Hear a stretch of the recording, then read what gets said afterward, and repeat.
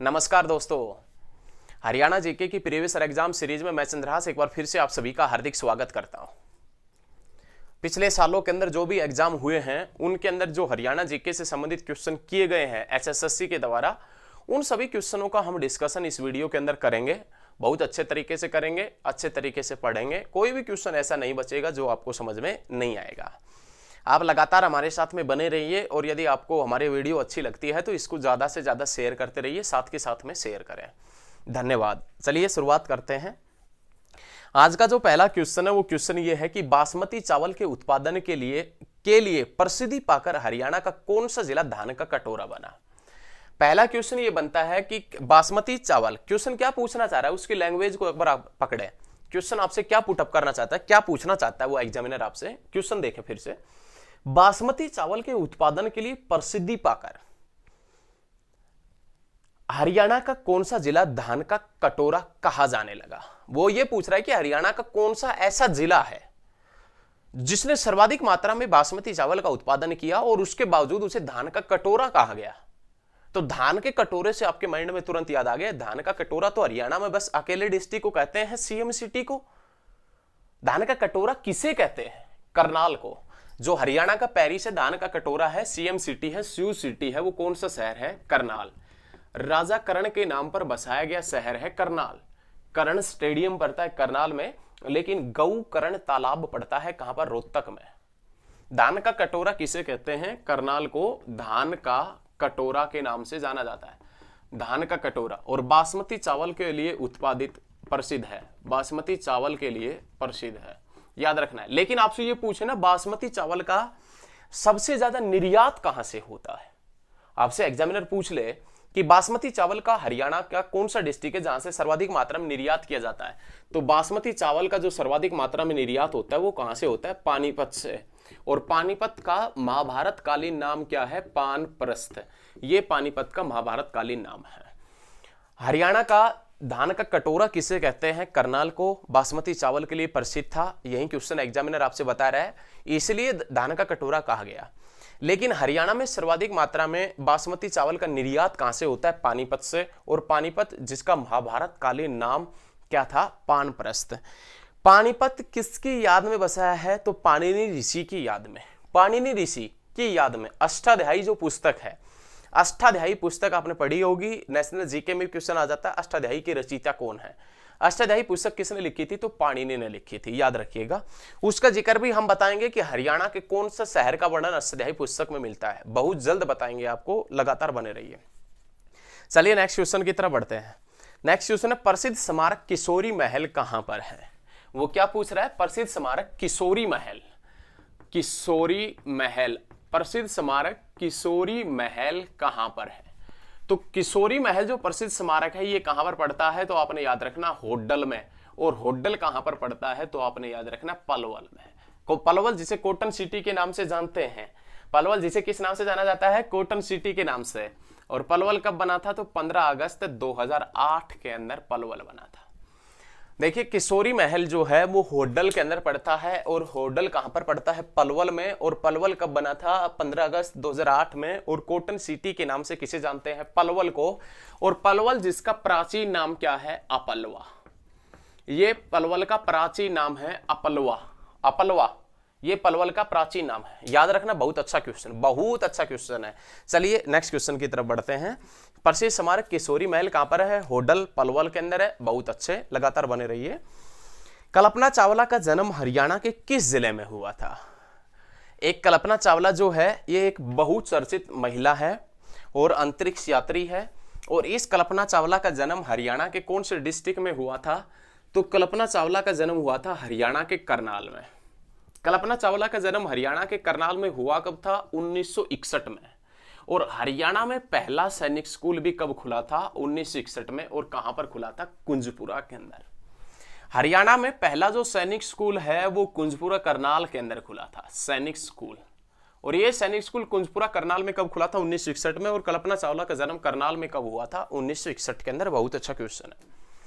हरियाणा के अंदर कल्पना चावला का जन्म हुआ 1961 में करनाल के अंदर। कल्पना चावला मेडिकल यूनिवर्सिटी, कल्पना चावला जो मेडिकल यूनिवर्सिटी वो भी करनाल के अंदर है, लेकिन कल्पना चावला तारामंडल कहां पर है? कुरुक्षेत्र में। कल्पना चावला तारामंडल की बात करें तो कल्पना चावला तारामंडल पड़ता है कुरुक्षेत्र में, और यूनिवर्सिटी पड़ती है कुटेल, करनाल के अंदर। करनाल में एक जगह का नाम है जिसका नाम है कुटेल, वहां पर एक कल्पना चावला मेडिकल यूनिवर्सिटी पड़ती है, याद रखिएगा। चलिए नेक्स्ट क्वेश्चन की तरफ बढ़ते हैं। नेक्स्ट क्वेश्चन, क्षेत्रफल की दृष्टि से हरियाणा का सबसे बड़ा जिला कौन सा है? क्षेत्रफल की दृष्टि से, तो क्षेत्रफल की दृष्टि से हम एक बार महत्वपूर्ण पॉइंटों को ध्यान में रखते हुए आगे बढ़ेंगे। देखिए, जब हरियाणा का चरखी दादरी डिस्ट्रिक्ट बना, हरियाणा का 22वां जिला कौन सा है? चरखी दादरी है। चरखी दादरी, जो चरखी दादरी है, इसके आगे चरखी शब्द कब जोड़ा गया था? तो आपने याद रखना है 1958 के अंदर। बहुत अच्छा क्वेश्चन है। चरखी दादरी के अंदर, चरखी दादरी के अंदर चरखी शब्द या चरखी जो वाक्य है, चरखी शब्द है, वो कब जोड़ा गया था दादरी के आगे? 1958 में। एक क्वेश्चन क्लियर है ना, नोट कर लीजिए कहां पर? अपने माइंड में। दादरी के आगे चरखी शब्द कब जोड़ा गया था? 1958 के अंदर। चरखी दादरी हरियाणा का 22वां जिला बना था। चरखी दादरी भिवानी से अलग होकर बना था। क्वेश्चन हम आपसे ये बताना चाहते हैं कि जब चरखी दादरी डिस्ट्रिक्ट नहीं बना था ना, तो उस समय हरियाणा का क्षेत्रफल की दृष्टि से सबसे बड़ा जिला होता था भिवानी। जब चरखी दादरी डिस्ट्रिक्ट नहीं बना था 4 दिसंबर 2016 से पहले, तो उस समय हरियाणा का क्षेत्रफल की दृष्टि से सबसे बड़ा जिला था भिवानी। लेकिन चरखी दादरी जैसे ही जिला बना, उसके बाद में हरियाणा का अकॉर्डिंग टू एरिया क्षेत्रफल की दृष्टि से सबसे बड़ा जिला हो गया सिरसा। क्षेत्रफल की दृष्टि से हरियाणा का सबसे बड़ा जो जिला है वो कौन सा है? सिरसा है। ये आपने याद रखना है, बहुत अच्छा क्वेश्चन है। सिरसा है। कौन सा है? सिरसा। क्षेत्रफल की दृष्टि से दूसरा बड़ा कौन सा है? हिसार। और क्षेत्रफल की दृष्टि से सबसे छोटा कौन सा है? फरीदाबाद। और क्षेत्रफल की दृष्टि से दूसरा छोटा कौन सा है? पंचकुला। याद रखना है, बहुत अच्छा क्वेश्चन है, बहुत अच्छे तरीके से याद रखिएगा। क्षेत्रफल की दृष्टि से सबसे बड़ा सिरसा, दूसरा बड़ा हिसार। क्षेत्रफल की दृष्टि से सबसे छोटा कौन सा? फरीदाबाद। और दूसरा छोटा कौन सा है? पंचकुला है। बहुत अच्छे तरीके से इन क्वेश्चनों को क्लियर करिएगा। एक एक क्वेश्चन हम बड़े आसानी से, बड़े महत्वपूर्ण तरीके से हम आपको क्लियर करते चल रहे हैं। कोई भी क्वेश्चन ऐसा नहीं छोड़ेंगे जो आपका एग्जाम में आएगा और आपने नहीं पढ़ा हो। आप लगातार हमारी ये सीरीज देखिएगा, हरियाणा जीके की जो प्रीवियस एग्जाम सीरीज है। हम आपको आश्वासन देते हैं कि आपको कोई बुक पढ़ने की आवश्यकता नहीं पड़ेगी। इतनी बार आपकी प्रैक्टिस करवाएंगे, इतनी बार प्रैक्टिस करवाएंगे कि प्रैक्टिस भी ये सोचेगी कि ये हो क्या रहा है। नहीं, ऐसा ही करवाएंगे। देखना, आप लगातार बने रहिए हमारे साथ में। देखें नेक्स्ट क्वेश्चन देखें। पंजाब और हरियाणा उच्च न्यायालय को पहले लाहौर उच्च न्यायालय कहलाता था, इसकी स्थापना कब हुई थी? क्या पूछना चाह रहा है? पंजाब और हरियाणा का जो उच्च न्यायालय है, ये पहले किस नाम से जाना जाता था? लाहौर हाईकोर्ट के नाम से, लाहौर हाईकोर्ट के नाम से, लाहौर उच्च न्यायालय के नाम से जाना जाता था। इस लाहौर उच्च न्यायालय की स्थापना कब हुई थी? तो आपने याद रखना है 1919 में। लाहौर उच्च न्यायालय की स्थापना कब हुई थी? 1919 में। इस लाहौर उच्च न्यायालय के प्रथम भारतीय मुख्य न्यायाधीश कौन बने थे? प्रथम भारतीय मुख्य न्यायाधीश कौन बने थे? लाहौर उच्च न्यायालय के प्रथम भारतीय मुख्य न्यायाधीश कौन बने थे? तो आपने याद रखना है sir Shadilal. Sir Shadilal Lahore high court के प्रथम भारतीय मुख्य न्यायाधीश थे। सर शादीलाल जिनका संबंध कहां से था? रेवाड़ी से। और रेवाड़ी के नाम पर, इस रेवाड़ी में इनके नाम पर क्या है? गवर्नमेंट हॉस्पिटल है।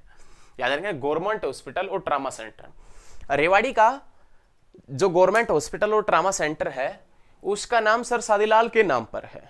ये सर शादीलाल गवर्नमेंट हॉस्पिटल और ट्रामा सेंटर जिसके नाम पर रखे गए, ये कौन था? तो लाहौर हाईकोर्ट का प्रथम भारतीय मुख्य न्यायाधीश था। और लाहौर हाईकोर्ट का प्रथम भारतीय मुख्य न्यायाधीश सर शादीलाल बना कब था? 1920 के अंदर। कब बना था? 1920 के अंदर बना था। लाहौर हाईकोर्ट बना 1919 के अंदर।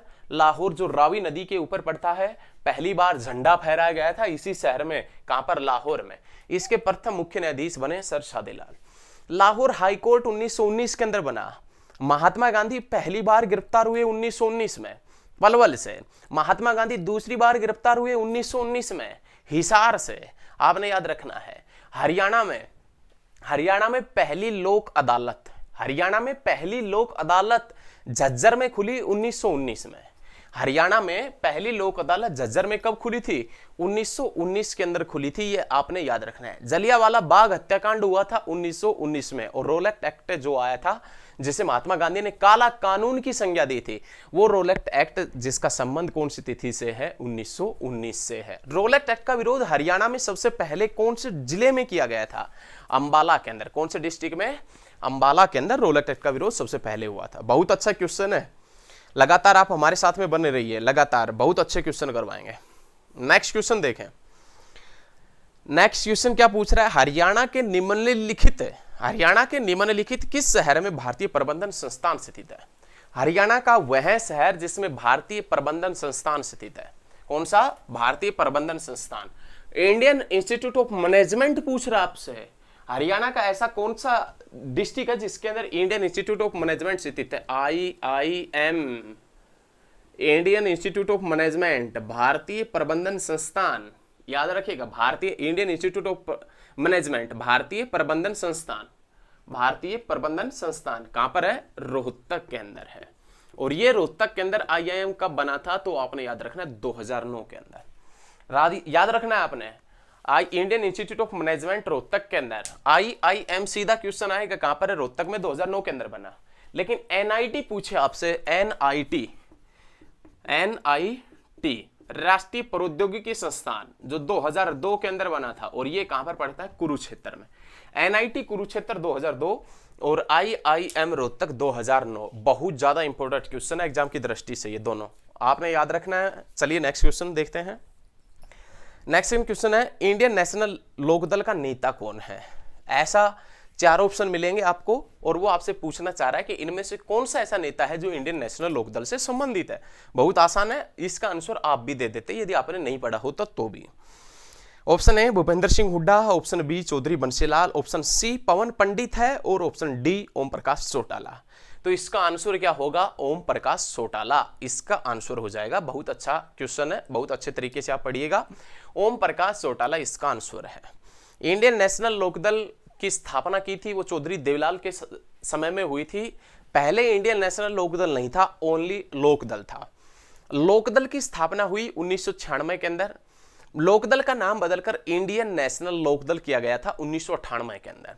लेकिन चौधरी देवलाल की डेथ हो गई 2001 के अंदर, और चौधरी देवलाल यूनिवर्सिटी सिरसा के अंदर बना दी गई 2003 के अंदर। चौधरी देवलाल जो यूनिवर्सिटी है वो कहां पर है? सिरसा के अंदर। और चौधरी देवलाल यूनिवर्सिटी कब बनी थी? 2003 के अंदर बनी थी। बहुत अच्छा क्वेश्चन है, याद रखिएगा। नेक्स्ट क्वेश्चन देखें।